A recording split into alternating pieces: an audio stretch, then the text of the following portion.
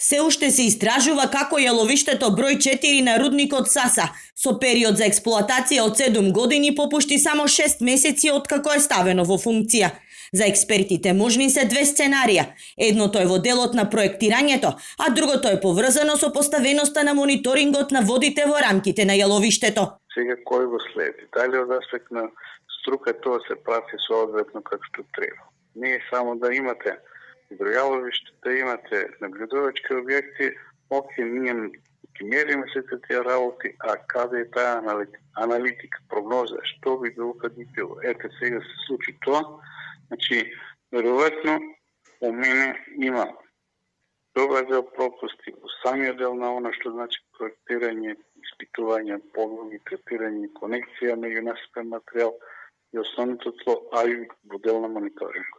Но сега какви ќе бидат последиците по живиот свет и колку време по излевањето на олово-цинковата јаловина на природата ќе биде потребно да се врати во нормала, засега научната фела не сака да прогнозира.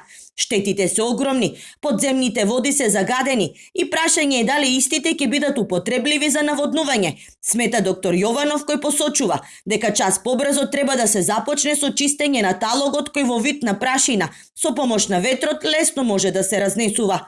Од истото стравува и местното население. За природата е лошо и за стоката е лошо.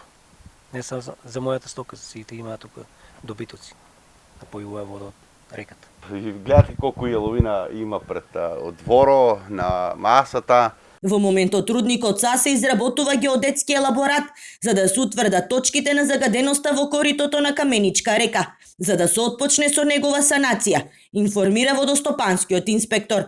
Согласно законот, јаловината треба да се отстрани за 90 дена, истата да биде депонирана на депонија во самиот рудник.